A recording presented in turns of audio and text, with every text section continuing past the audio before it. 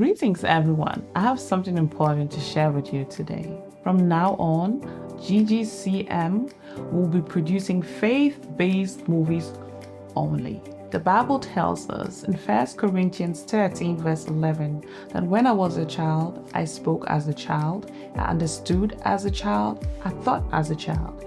But when I became a man, I put away the childish things. The scripture speaks about maturity and growth.